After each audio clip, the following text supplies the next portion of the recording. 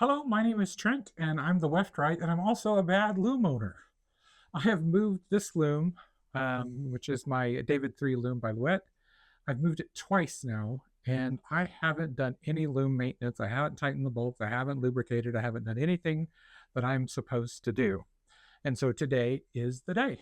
Please join me as I cover some basic loom maintenance that you should be doing at least every year with your looms at home.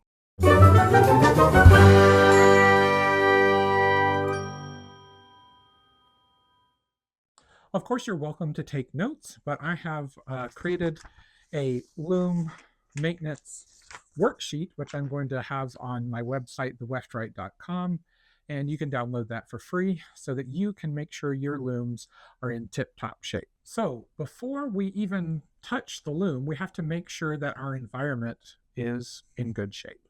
So one of the things that's really important is if you move a loom, you want to make sure that you let the loom acclimate to the environment that you've moved it to. So make sure that the humidity and the relative temperature has equalized. This loom has been here for a little over a month, so it's had plenty of time to acclimate, and now I can go in and see if any of the bolts have loosened or if anything is rubbing or if it's not square because I have the room acclimated. Now you may want to check things like if there are any visible cracks showing that you might have very dried out wood and that you may need a humidifier in your studio. You also might want to check things just in general, like the humidity outside, but also the humidity inside.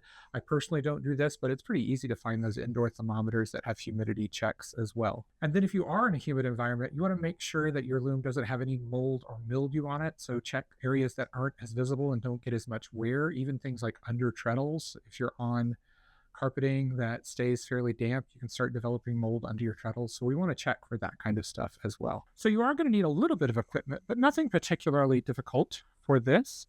You are firstly going to want some kind of wrench. So this is a crescent wrench, which is an effective means of adjusting for multiple size bolts. And some looms, older looms, especially like the older Leclerc looms, they have square bolts. So you want to make sure that you have square wrenches or a crescent wrench that can adjust. You can also just get a regular wrench. And then a device that I use a lot is this multi-wrench drill bit insert. And I'll show you that in some detail. But if you do use something like this, you just need to make sure you set your drill to its lowest torque level so that you don't over tighten your nuts and bolts. Some other thing you may need if you're having trouble with screws or bolts staying snug or tight after you've snugged them up, then you may want to get some thread lock. Loctite is of course the common brand for that, and they have several different kinds, but most of the Loctites or anything like that, the thread locks will work well for tightening up those loose nuts and bolts. Some looms need a little lubrication to make sure they're working properly and avoiding squeaks. The Louet loom doesn't have many squeak problems as of yet, but I know some people have had the pulleys that are inside the castle start to get a little bit squeaky. There are a couple of products that you can use if you're a machine spinner. Any kind of regular machine spinner, like spinning wheel device, will have a good oil, and those are really just simple motor oils. Also use a 3-in-1 oil, but this is really only good for metal on metal parts. The pulleys in a Louet are actually plastic, and this could damage them. So my solution for when you need to lubricate metal to wood or metal to plastic parts is to use a silicone lubricant, and specifically a food grade silicone lubricant. So I'll link this one down below. I got it at Amazon. This is made by LPS, and it is food grade, which means that it doesn't have any dangerous solvents that could damage the plastics in it. And it doesn't leave any residue or damage on the finishes of the wood if some overspray gets on there. And you don't have to just spray it. You can also spray a little bit onto a Q-tip and get a more precise application. But the silicone lubricants are really great for that, and they don't break down. The other thing you're going to need is a tape measure, just a regular carpenter's tape measure. This is a small one that actually came with my Leclerc loom that I had when I first started weaving. So it's kind of something I cherish a little bit because I think this came maybe with the original loom. But the reason we do this is for squaring up to loom to make sure that it is in the right configuration before we tighten the bolts. those are really the only equipment that you need. You may need an extra pair of hands if your loom is out of square, but we'll talk about that in just a little bit. So without further ado, let's get started. So before we tighten any of our bolts, we want to make sure that the loom is square. And this is a pretty easy measurement to figure out. If your loom has a breast beam that can come off, I recommend taking that off. And I'm going to measure from this bottom corner, and this is where a pair of hands could be helpful. I've got long arms, but I'm going to measure from that bottom corner, which is exactly 57 inches. I'm going to measure from the other bottom corner to the top, and that is 57 inches. So I know my loom is square without the breast beam. So with the breast beam on, it should still be square. If your loom is not square when you do a diagonal measurement, then you want to have someone help you hold it square while you tighten the bolts. So I'm going to go ahead and give my bolts a tighten. I'm using my drill with this multi-driver bit, and I've got my torque set as low as it can go, and I'm going to simply put that on my bolt and tighten them all. Now it's time to check the brake and ratchet assembly. So I'm going to spin my cloth beam and make sure there's no squeaking, make sure that the pulls and the ratchets are working properly. I'm going to check my spring. I'm going to pull this and this, make sure that I've got the right tension. And the only way to really do this is make sure you have a dummy warp, and we're going to talk about that a little bit later just to have a sample on here. I installed a handbrake on my loom, so I'm going to make sure that that lifts appropriately, and that seems to be working well. Gotta make sure that handle's a little bit loose, so I'm gonna tighten that with an Allen wrench. Yeah, perfect.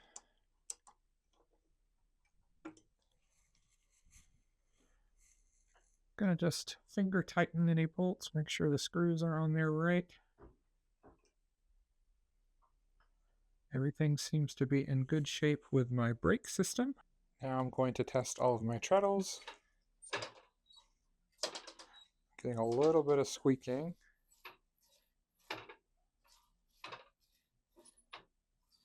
I think that is my pulleys up top.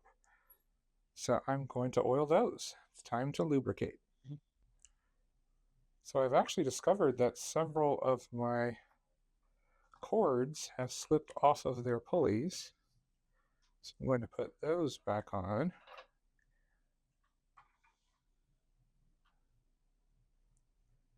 And because I am going to lubricate against plastic, I'm going to use my food grade silicone lubricant.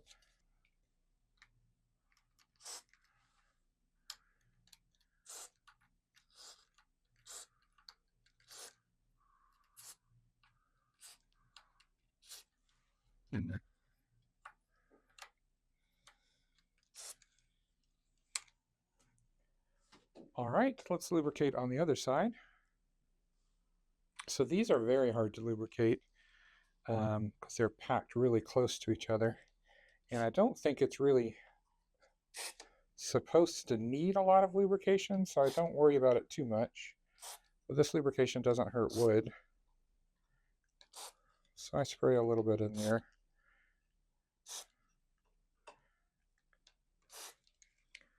All right.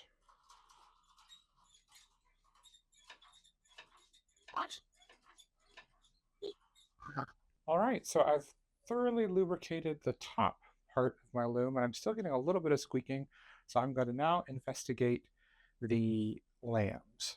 All right, so I'm just going to gently pull out all of these and add a little bit of the silicone lubricant.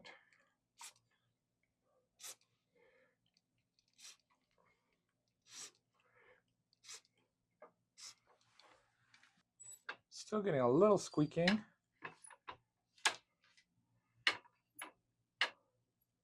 But it is much better and everything's working smoothly. And more importantly, I'm really glad I discovered that those pulleys were not working properly. So on the Louet David, the beater pivots on this L-shaped bolt, and I've noticed that this nut is a little loose. So what I want to do is make sure that I'm tightening it so that they are the same length off the floor, because if this side of the beater is lower than the other side, then we'll not be able to beat an even fill. So I'm just going to measure up from the carpet, which is not as precise as a hardwood floor, but it's what I have. So it's just at 2 inches. The other side seems a little low. Nope, actually it's just at 2 inches as well. So all I need to do is tighten that. And if you want to, you can lubricate the pivot points for your beater, and that'll keep everything running nice and smooth. The next thing I want to check is to make sure the beater is square. And to do that, I'm going to bring the beater forward in the very center.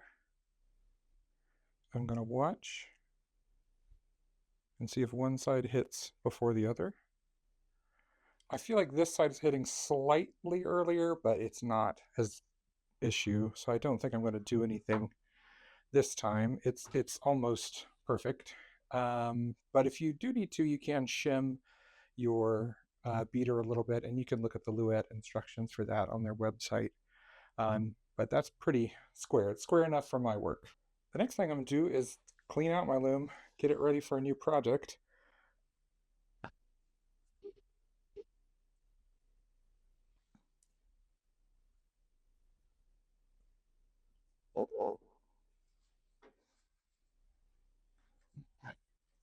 And after I do that, which this will take a little bit, I'm going to check my heddles. I'm going to remove any repair heddles that I may have added, and I'm going to make sure that there are no worn heddles. If you have metal heddles, check for rust. But other than that, we just want to make sure that everything's in good shape. Nothing is frayed or broken. And keep on moving until we set up a sample warp. One thing you may want to do if you are checking all your heddles is get an updated heddle count. I know a lot of people need to know how many heddles they have, and so that's an easy time to do it, is to count off your heddles to remember, just in case you've moved stuff around. You should keep a record for your future use.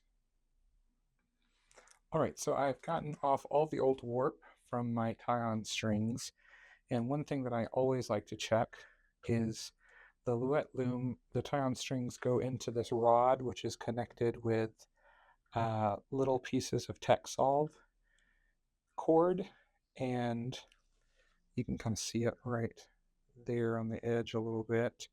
And right here, you'll notice the Texsolve has completely come free of that screw. So I need to put that back in and tighten it down. So I'm going to loosen this screw off some.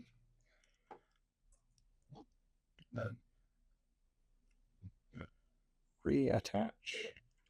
This is the hard part. When you have big fingers, there we go, have that reattached. I'll tighten that back down.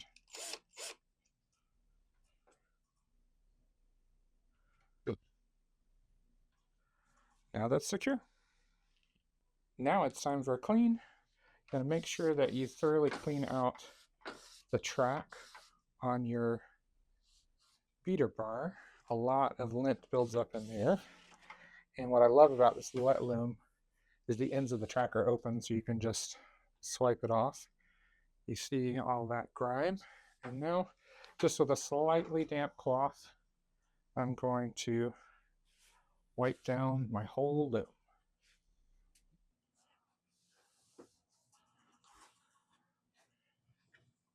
Now, in addition, you may want to vacuum under your floor. I vacuumed before I set up this loom, so I know it's pretty clean. But you might also want to use a vacuum in that little track that's in your beater as well, if you can't get in there easily with a cloth or it doesn't have open ends. But all I'm using is just a slightly damp cloth, no cleaners or anything.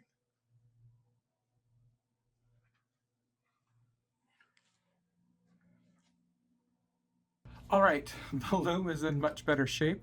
The next step after you do all of that is to set up a sample warp or a dummy warp. I'm going to do that in the next video because I'm going to be weaving some rag rugs, and there's no better sample warp than just plain weave, and that's what we'll do for the rag rug.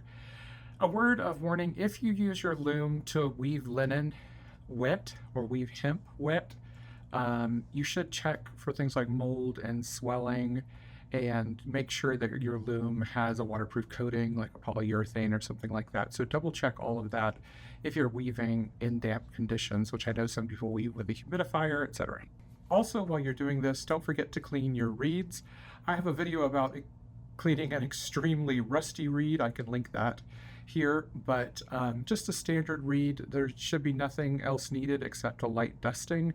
You don't want to use water-based products if your reed is not stainless steel. If it is stainless steel, you can wipe it with the same damp cloth you wipe down the rest of the loom with. That's about it for today. David the Loom is feeling much better, and I'm excited to be back in the studio, so stay tuned for a very different kind of rag rug in my next video.